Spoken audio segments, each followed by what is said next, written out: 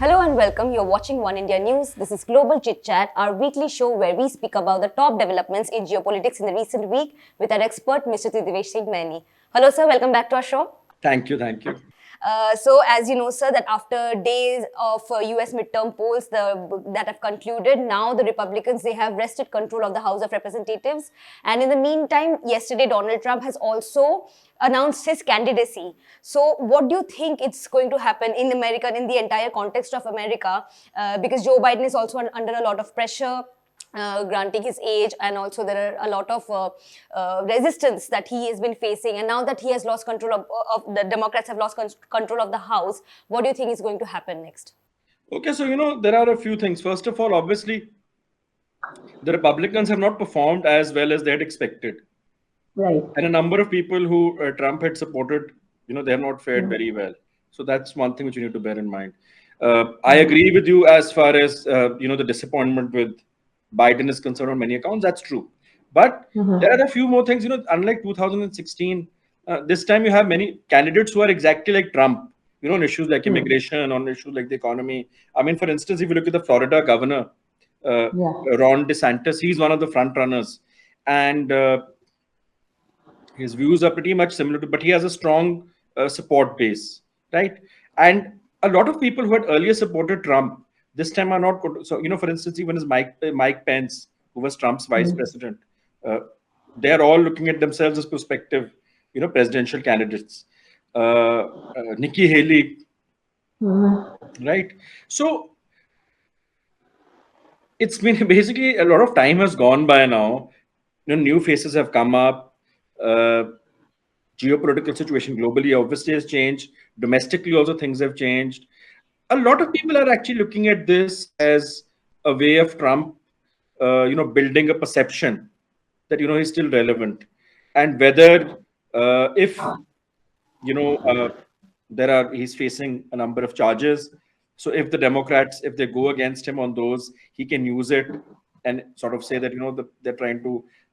There's a sort of political witch hunt against him. So that is one argument. In terms of domestic, a lot will depend upon how Democrats, for instance, how do they deal with inflation, right? Over the next 2 years, because the bread and butter issues are really important.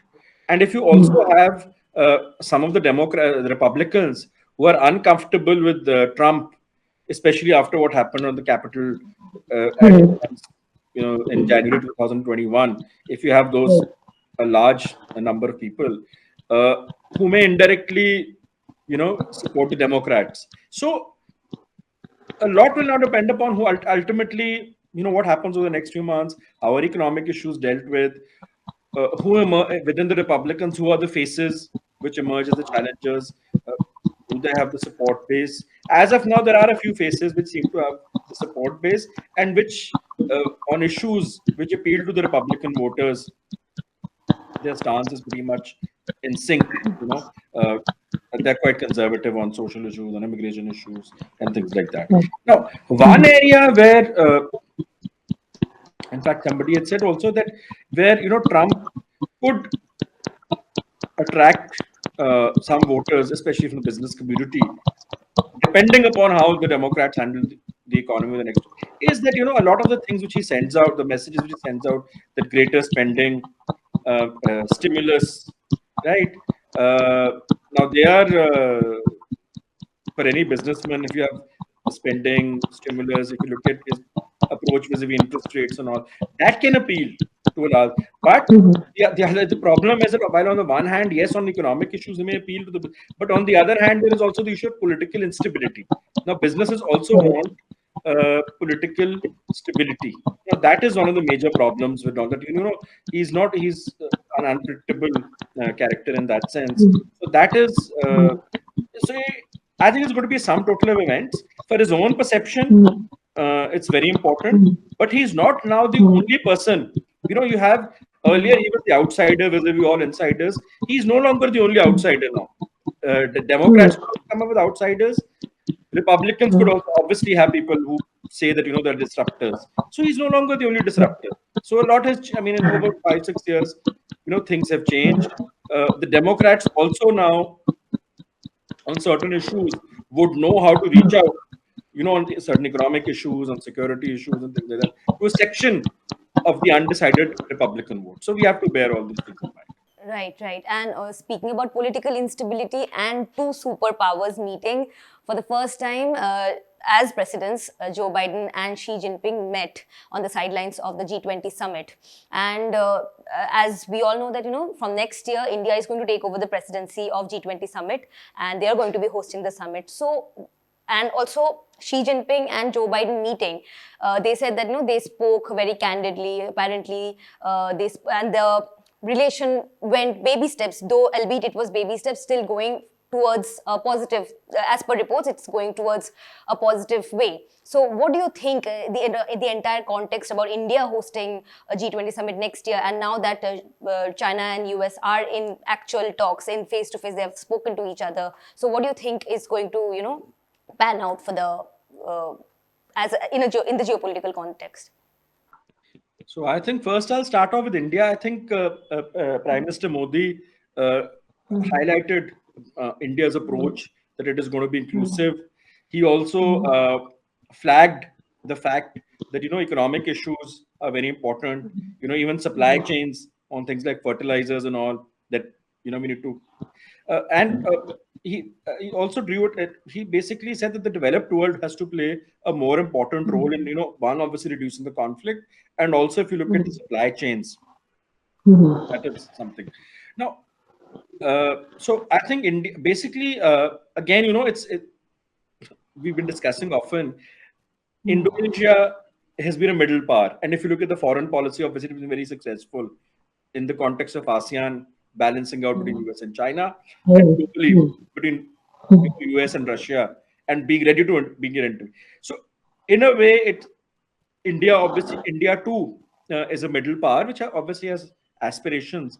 So it just shows for very long, the increasing how there's an emphasis only on the great powers, on the increasing importance of middle powers, and how they, and especially countries like Indonesia and even India, which have always traditionally tried to strike the perfect balance. So good, and not got into camp politics. So I think the emphasis will be more on issues of environment, on issues climate change, other economic issues, the supply, and also it's going to be very. I mean, given the forecast by multilateral agencies, I think everybody globally, the global community has its task cut out, because from the forecast, obviously, there's an impending recession, an economic slowdown. So that will require countries to work together, and they cannot be embroiled in this sort of zero sum thing. And for India, I think it's also what is important. I think that there are some interesting things. There'll obviously be events which are held outside New Delhi, which has been a trend in recent years. So that India gets an opportunity to showcase its culture. Different cities get an opportunity to showcase their culture, history, heritage. All that is one part. But the broader part is this, somehow remaining steering clear of zero-sum geopolitics and dealing with the issues at hand. So, and I think so. On the one hand, it's about obviously it's about middle powers. On the other, it's obviously also the increasing importance of developing countries on the world stage. So that was evident even in Indonesia. There also, before the beginning of the summit, the Indonesian president had said that we don't want to get embroiled in geopolitical issues.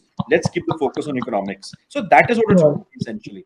Now, coming to the second point about Biden and Xi, I think they have both essentially. Obviously, it's important that they met the first time after tensions between both countries, and it's also important in the context of your post COVID-19, and both sides obviously drew attention to the fact that they need to, the usual diplomatic thing that you need to work together on two issues and all that. But the red lines are pretty much there. So China put forward its concerns about Taiwan, and US also expressed its concern on a number of issues.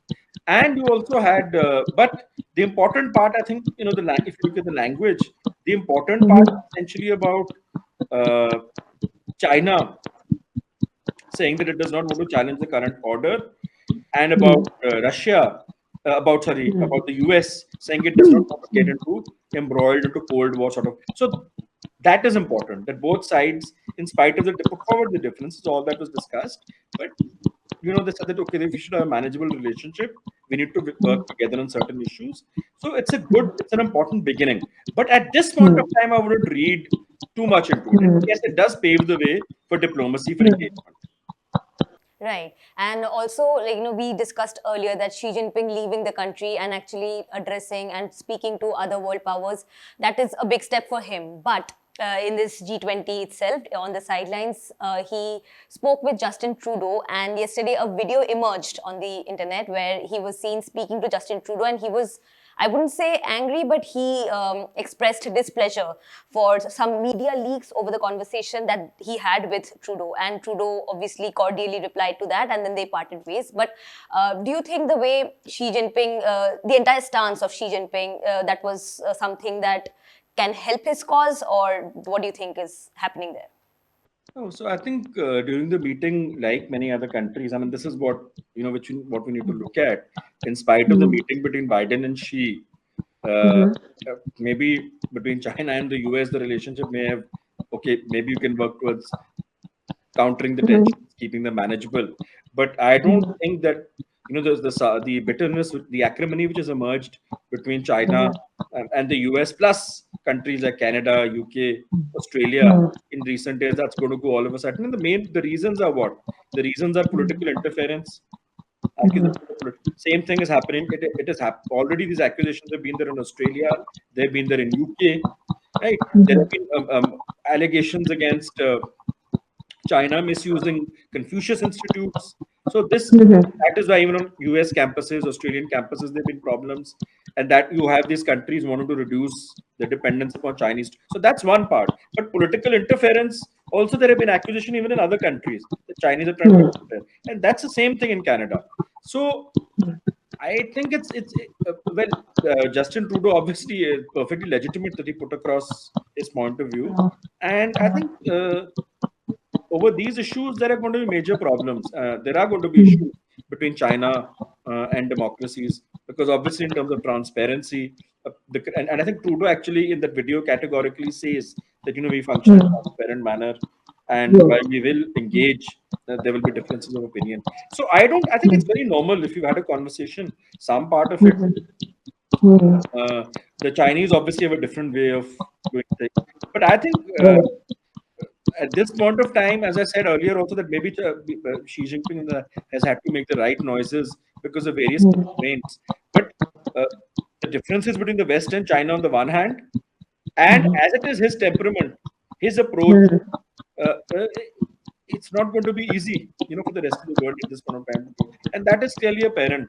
So you obviously need to find ways, and means to, because you have to work together on a number of issues, and nobody wants, perpetual acrimony. And obviously, China, if you look at the global economy, it has an important. All that is there, but I think or US plus and other countries realize that you cannot have a very, sort of rosy picture, and you have to be realistic in your expectations, and it's not about, and I think basically it's about understanding the style of leadership, not of all leaders, but specifically of Xi Jinping, and so that is something which you know and the tensions between Canada and China have also been there for 2-3 years, as you would be knowing. First, Canada, uh, they made arrests of employees with Huawei. Then after that, Even one Canadian person was arrested in China, and there was an exchange of prisoners. Right? Yeah. these are all these differences between Canada, Australia, UK. I mean, simply put, as I said earlier, they're a manifestation of things which have built up over a period of time. You see, for instance, in Confucius institutes, uh, they have been misused to push to peddle. On the one hand, they're a sort of tool of Chinese soft power, but they're used for pushing. So certain things about Chinese history are not taught, they're excluded. Some of the instructors, their linkages at times have been suspect, and you have bills in the which have been passed actually in the US, bipartisan consensus about yes, keeping a watch on Confucius institutes. Then this happened in Australia, as I said. Same thing about political interference. Now, political interference in US obviously is not possible to, but in Australia it's very much there. yeah, Trudeau has flagged that in Canada, and so the COVID-19 and some other developments after it, what happened in Hong Kong, they exacerbated the tensions. But there was a build-up. And this has, as I said, this has begun since this has been on for 2000, from 2013-14 onwards. And you need to look at these issues and the Chinese style of leadership. And a lot of Western analysts probably, they take it to one extreme. But there has been a misreading of the fact that once China integrates with the global economy, a lot of issues will be resolved. So because a lot of, right, I mean, yes, the China integrating is much better than having it being isolated. But right, a lot of the key issues have not got addressed and cannot be addressed. There has to be a change in the approach, which doesn't, of course, mean that the West also, because you have a number of Republicans, taking one that is not possible. But right. there has to be a realistic appreciation of the situation. Right, right. So thank you so much for all the information that you've given us today. And also thank you everybody for watching One India News. Catch us again on Global Chit Chat next week.